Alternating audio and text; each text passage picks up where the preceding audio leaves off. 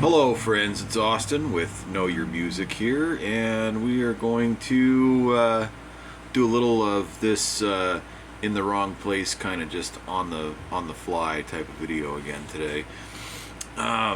Just because I recently, or actually just barely, listened to another YouTuber, a terrific YouTuber who goes by Professor of Rock, who posted a video and did an interview with Dennis DeYoung, who was the keyboard player and lead singer for the band Styx throughout their formative years, their popular years throughout the 70s and 80s. He did part ways with the band when they released or shortly after they released, I believe, a studio album in 1997, if I'm not mistaken. Anyway, just, clashes within the band. Different music styles and things like that. They just, things weren't going the way Dennis wanted them to go anymore, so he went off and did his own thing. Understandable. It happens all the time with bands and music. But what struck me is, so Professor of Rock did this interview with Dennis, which is, that's amazing for a YouTuber, just a big music fan like myself. All of a sudden, he's interviewing Dennis DeYoung, the lead singer from Styx. Give me a break. Okay, but terrific interview.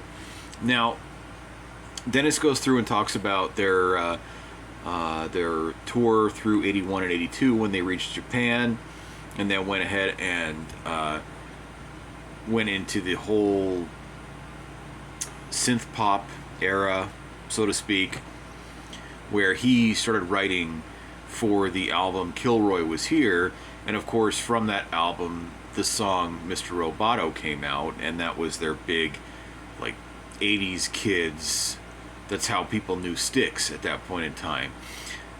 If you talk to an 80s kid and you asked him about Come Sail Away or Angry Young Man or Lady or just a number of amazing, huge hit songs that Styx had,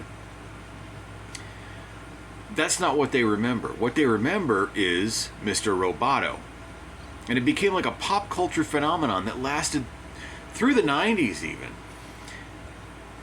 TV shows were referencing the song 20 years after it was released, whether it be as a joke or as a nod to, I'm a Styx fan, like in Adam Sandler's case. He did an animated movie where he referenced the song. If you've watched Sandler movies, you know he's a big Styx fan. But anyway, it got me to thinking. Professor of Rock is interviewing Dennis DeYoung, which, if it's somebody like me, beggars can't be choosers. If I have the chance to interview somebody like, I don't know, Martin Barre from Jethro Tull, who's not in the band anymore, well, I'm going to take it. I'm not going to say that he represents Jethro Tull 100%. He wasn't even there on the first album. But he was the guitar player through their biggest years, their popular years. He's not there anymore. He wasn't there at the beginning. But for me, somebody like Martin Barre, I'm going to take that interview. And the same thing with Dennis DeYoung.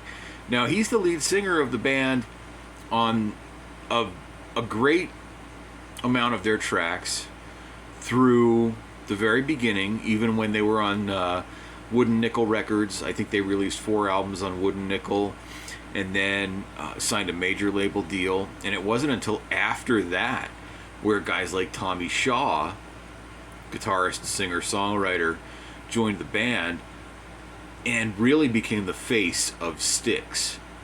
He was not a founding member of the band.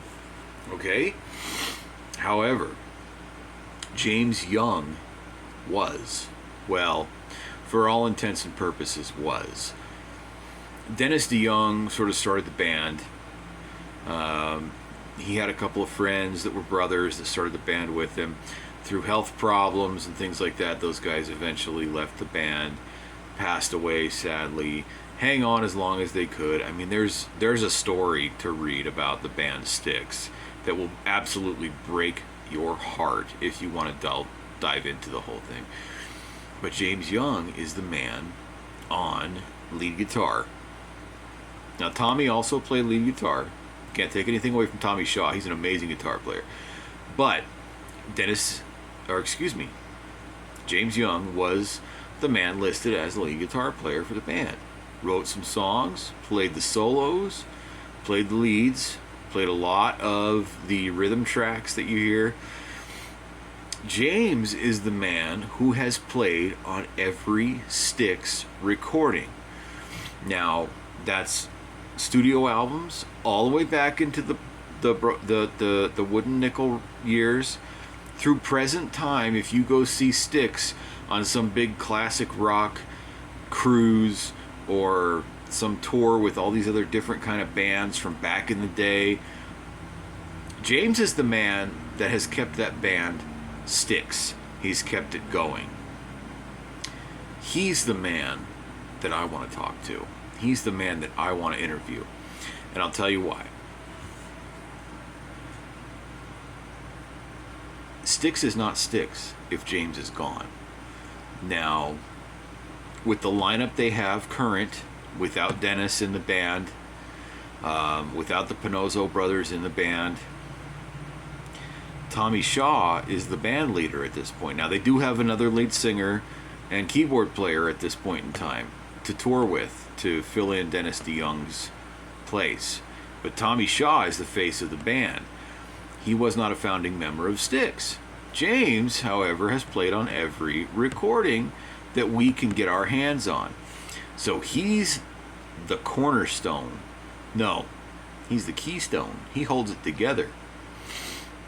That's the man I want to interview. Now, what I want to ask my viewers, what do you think about bands who have one or zero, in some cases, original band members left? He's number one. He's the guy. He's been there from start to finish. It's not finished yet, but he's been there from start to present. He's the guy. James Young is Styx right now. Now, I will not ever discredit Tommy Shaw for what he has done, because the man is a terrific songwriter. He's a terrific singer, whether singing lead vocals or harmonizing. He's an amazing guitar player, okay? Tommy Shaw is the man. If I could play like Tommy, I just guarantee that my life would be filled with a lot more dollars, okay? But he's not a founding member of the band. He wasn't there from the beginning. James, also an amazing guitar player. Excuse me, I've developed the hiccups. There they go again. See, they're the fast hiccups. I don't even get to take like a few breaths in between. Anyway, James is the guy that I want to talk to, because he's the guy that's held that band together. But now, if you go to a Styx concert and you see James on stage with a cast of other people that have not been with the band since the beginning, are you watching Styx at this point? Or are you watching a Styx tribute band featuring James Young on lead guitar? The reason I ask that, and the one that really hits home to me, is because I'm a big Newsboys fan. From 1988, or I think it was 88 when they released their first album, all the way through 2009. Now, on the first album, Peter Furler was their drummer, and also one of the main songwriters at that point in time, with a cast of other musicians who have moved on, singer who has moved on as well. Peter took over as the lead vocalist and guitar player of the band after 3.5 albums. On the fourth album, Peter did a lot of the songwriting and the singing, whereas their lead singer kind of started to fall back a little bit at that point in time. And then by the time the fifth album came out, it really was Peter's band. So he was the one doing most of the writing with a friend of his, Steve. Goodness, the name escapes me right now. But anyway, Peter was the main songwriter. he was the main lead vocalist. He still played the drums, and he was the rhythm guitar player. Since then, they've hired a cast of musicians who are absolutely 100% top notch.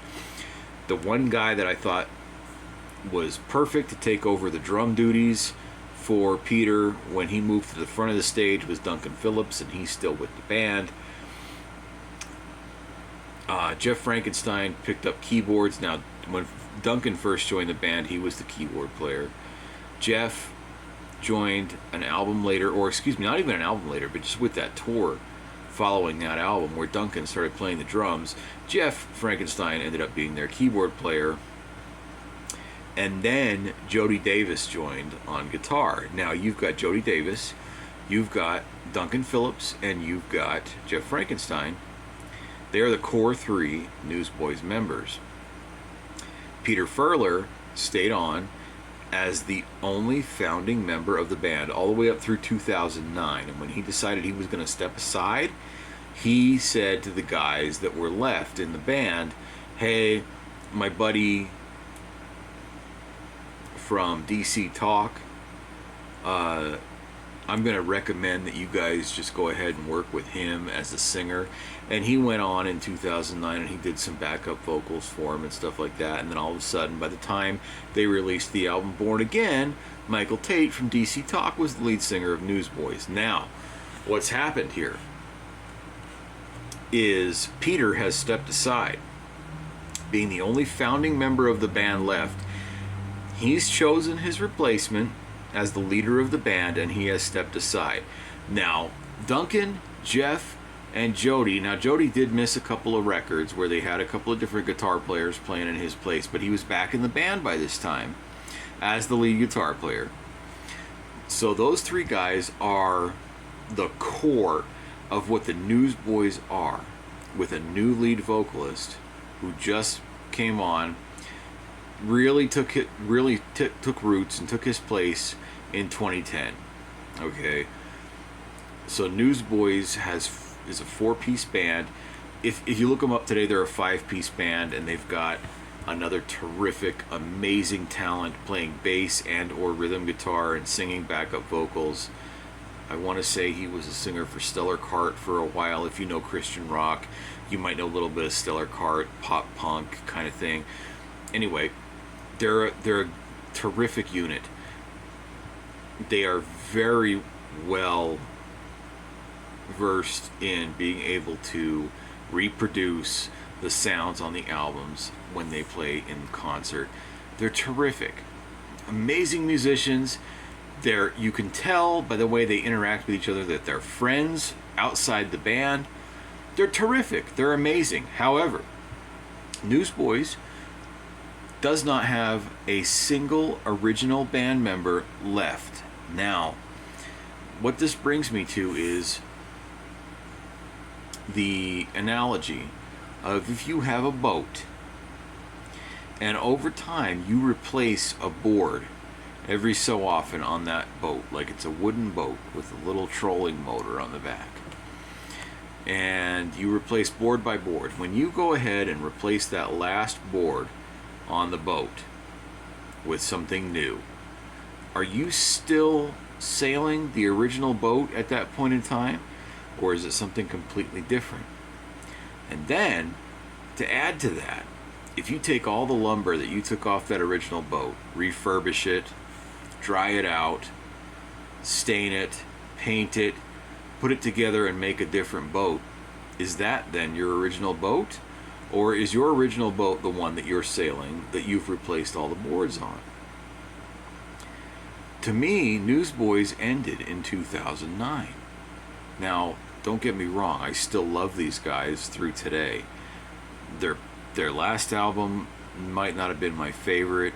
It was very pop. The rock has kind of lost its way. And I know Michael Tate is the band leader at this point. He does most of the lyrical writing with outside songwriters to put together the music and stuff, where Duncan and Jeff and Jody are not really involved in the writing. And if you look at the album credits, they're not as involved in the playing as they would have used to have been back before 2009. Still, when they get on stage, it's a whole different story at that point. These guys are amazing. But what I want to know is, what do you think about a band who has 1 or 0 original band members left? What I want to do is take apart that question just a little bit. If we look at somebody like the Steve Miller Band. Now, Steve Miller, if I refer to Steve Miller, and you know Steve Miller, you might not know it by name, but you know Take the Money and Run, you know Rockin' Me, you know The Joker, from before they even really got big. That song all of a sudden just skyrocketed them into fame. If you want to move all the way into the 80s, you know Abracadabra. Heck, if you want to go into the 90s and you were listening to adult contemporary radio, you know Wide River. So you know Steve Miller. He's always called it the Steve Miller Band. But for all intents and purposes, since the first lineup change after the very first couple of albums, it's just been Steve. He's the singer, he's the songwriter, he's the lead guitar player, he's the guy that runs the show. That I don't think counts in this question. But as I mentioned before, Martin Barre, sorry, all of a sudden it feels like my nose is running, but it's not. I don't know what's going on. Just don't look at it, just listen to it. How's that sound? Though do as I say, not as I do. Anyway, Jethro Tull. I mentioned Martin Barre. Now, Ian Anderson started the band. He wrote a couple of songs with his wife, and maybe a song or two. I mean, she's in there. Anyway, so Jethro Tull really got big a couple albums into their career. In 1971, they released Aqualung, and if you listen to that album start to finish, you'll hear, oh my gosh, I heard that on the radio. Oh, I heard that on the radio too. Holy cow, I heard that on the radio too. Not just the song, not just the title track Aqualung, but you're gonna remember a bunch of songs that you heard on the radio. Jethro Tull was big. They were borderline heavy metal in some cases. They were hard rock. They were folk. They were acoustic rock. They dabbled a little bit in the pop arena, because Ian Anderson, aside from his many musical talents, he was a flute player and lead singer and songwriter of the band. But the dude, like, if you took a picture of the guy, he's holding the flute. And there's actually been some silhouette pictures of him showing up on some compilation records where he's just standing there holding the flute. That's just what Ian is known for.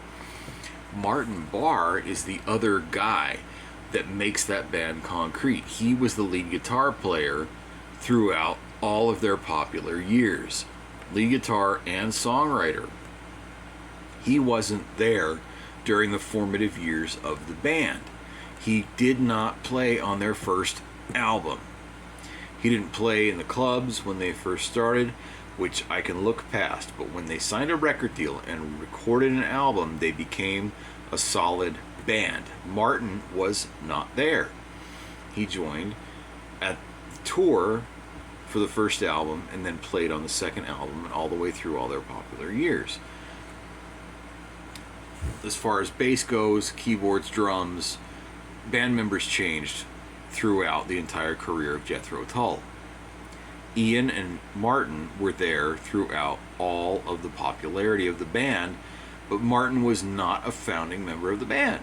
And even now, where he's gone and Ian is the only member left. Now, do you still consider that Jethro Tull, or is that Ian Anderson as a founding member of the band at this point in time, playing as a tribute to Jethro Tull's history, featuring himself? Same thing with somebody like a band. Let's go with Slipknot. Now, they recorded a record before they were popular with a lead singer that nobody knew and some popular players. They had 2 different percussionists plus a drummer. They had a guitarist, a bassist, who one is no longer with us, the other one is no longer with the band, sadly. They added another guitar player before they recorded their first major label album.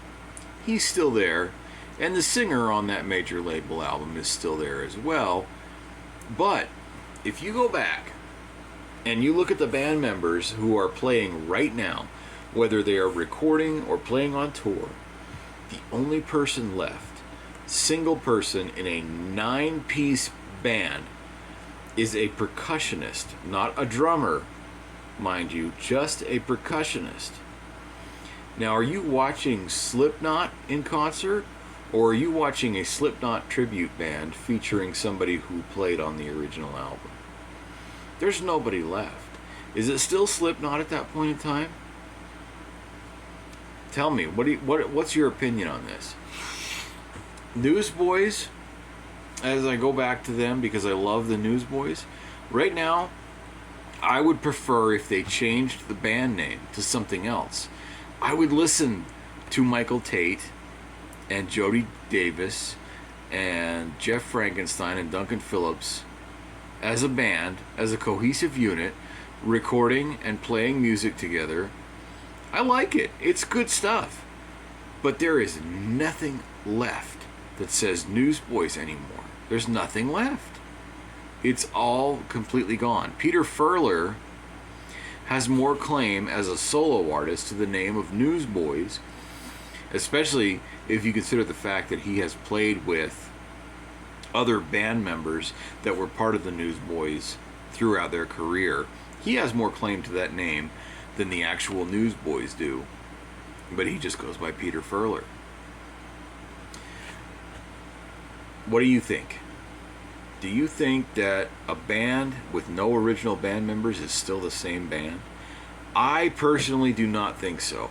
I think name changes are in order. I think they need to start from scratch.